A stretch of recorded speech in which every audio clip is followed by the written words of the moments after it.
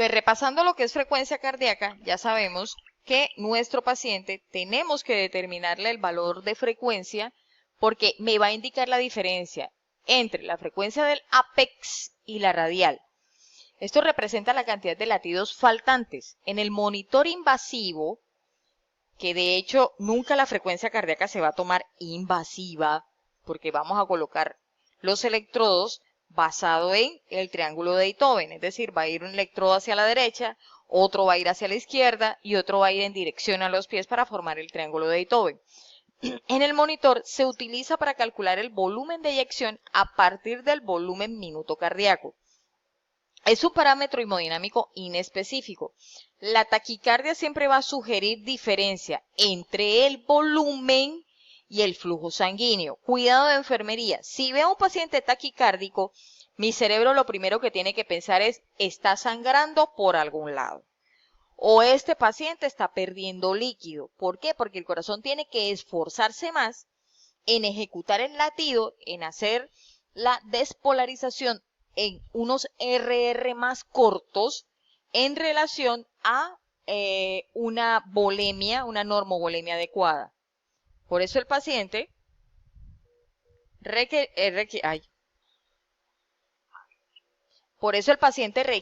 de una valoración constante del balance de líquidos ingeridos y del balance de líquidos eliminados.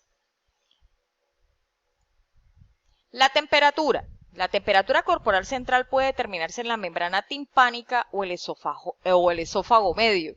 La temperatura arterial pulmonar refleja la temperatura central por el catéter de termodilución. Eso quiere decir que es el catéter de arteria pulmonar. La presión venosa central o presión de aurícula derecha,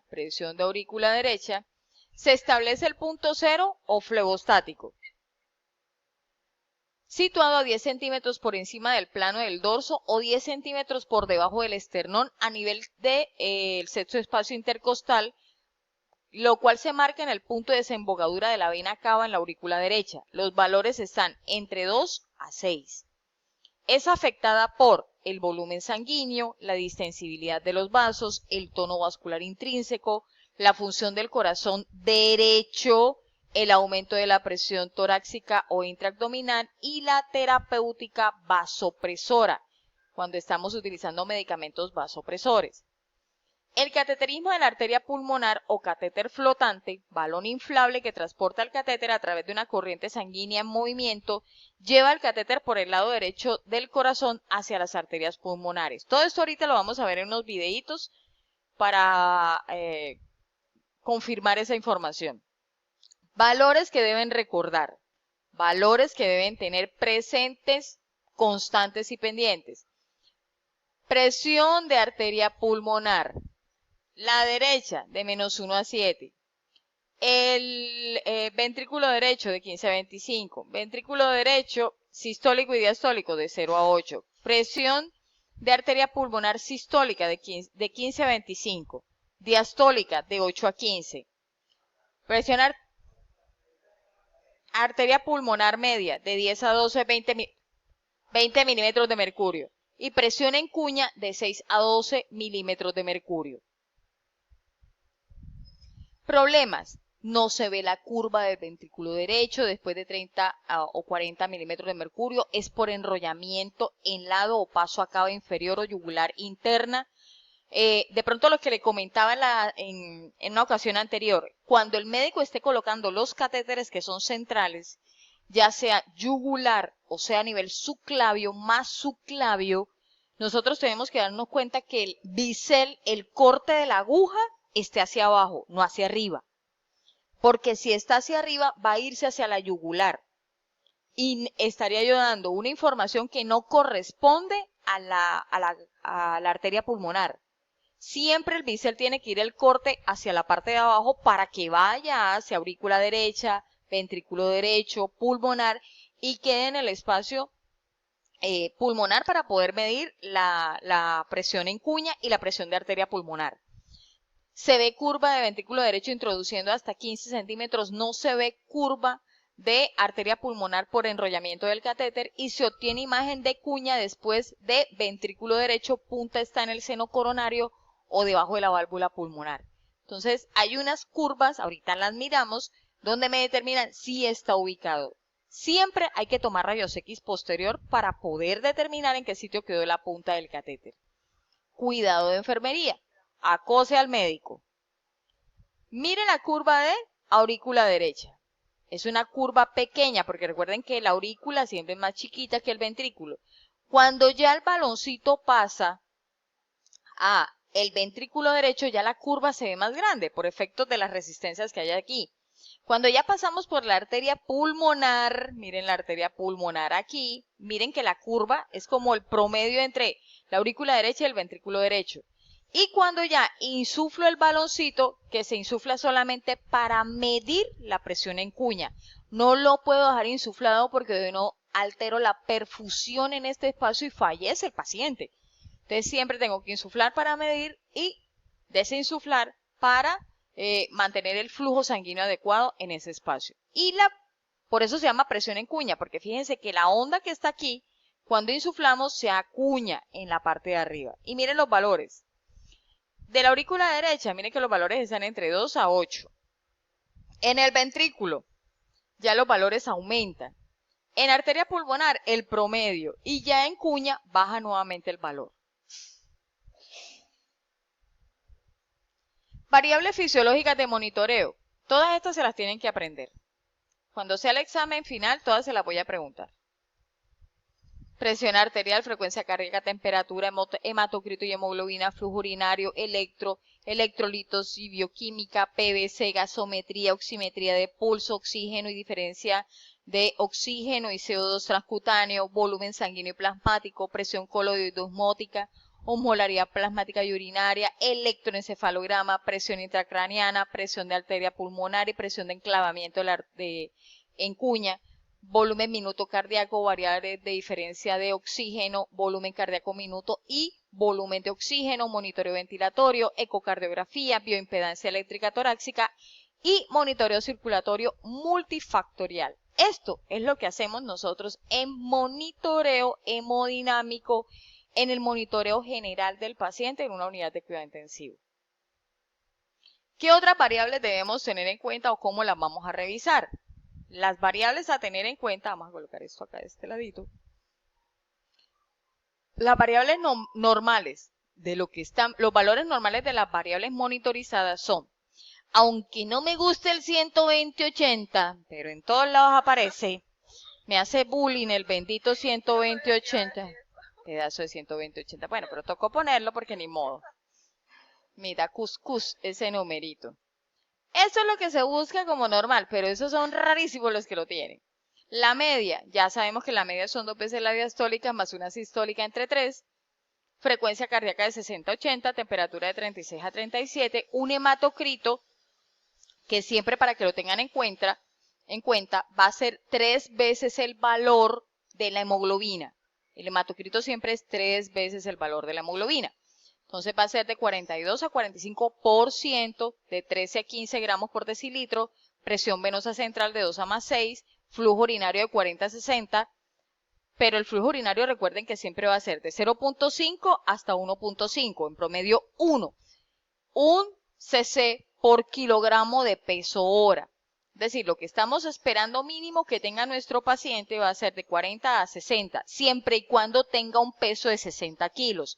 Pero si es un paciente que pesa 100 kilos, pues los valores van a variar entre 50 a 100. Ojo con el peso porque siempre lo tenemos que tener en cuenta. La volemia, es decir, los litros por minuto que debe ingerir un hombre y los litros por minuto que debe ingerir una mujer. Pero todo está basado en unas fórmulas de estadísticas que ya nosotros las hemos revisado y que en renal las vamos a seguir confirmando. Variables de diferencia de oxígeno. Saturación arterial de hemoglobina, 96 más o menos 1%. Saturación venosa mixta, 71 más o menos 1%.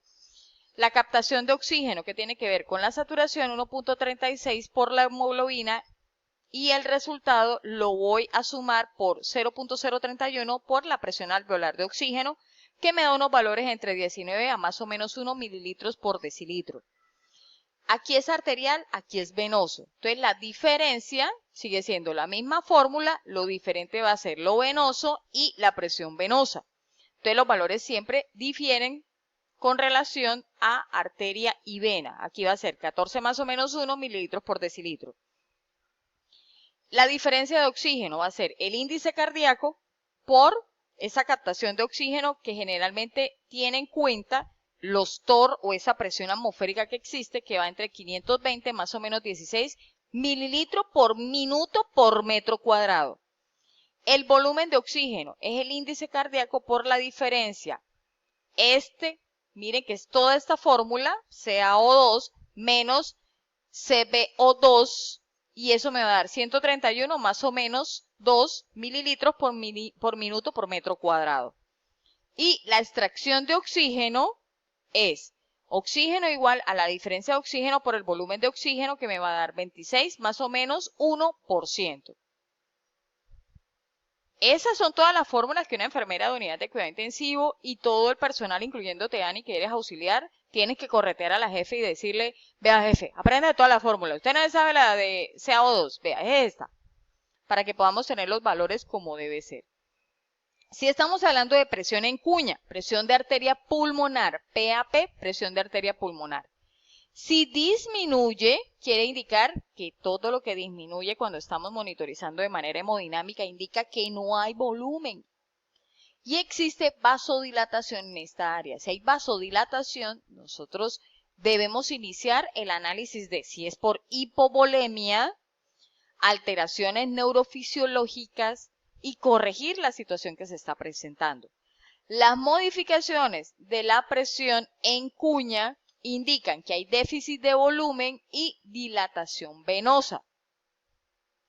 Si hay aumento es porque hay un trabajo, hay un índice de volumen en el ventrículo izquierdo, o puede haber taponamiento cardíaco, o hay una valvulopatía mitral, pericarditis y sobrecarga de volumen.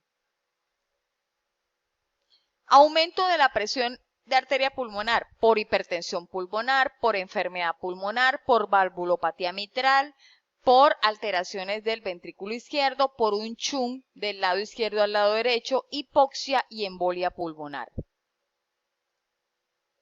Variables hemodinámicas, ya nosotros las vimos anteriormente aquí en inglés para que sepan que sabemos inglés. Entonces, pero los valores son, sí, o sea, esa es la idea, que no crean que no sabemos. Entonces, aquí están los valores que están directamente proporcionales a los que acabamos de revisar. Es más de imagen y reforzamiento de información. ¿Cuándo van a haber modificaciones de estas variables? Entonces, fíjense que cuando hay un daño en el volumen y en el índice cardíaco, volumen, en el índice cardíaco propiamente dicho, en la presión venosa central, en la presión de enclavamiento de la aurícula, en la saturación venosa de oxígeno, y vamos a tener unas alteraciones teniendo en cuenta el bajo flujo, las bajas presiones, una alteración del oxígeno tisular, eso quiere decir que tenemos hipoxia, y una alteración de esa bomba, esa fracción de eyección que está generándose a través del ventrículo izquierdo y ventrículo derecho. La revisión de conceptos hemodinámicos básicos.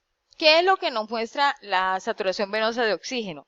Refleja, es menor de 0.6 y refleja ese manejo global de la oxigenación tisular, porque recuerden que tiene que haber un oxígeno que es circulante, pero que se va a utilizar y que a nivel venoso también tenemos, pero que tiene que ser menor con relación a la cantidad de CO2 que exista allí.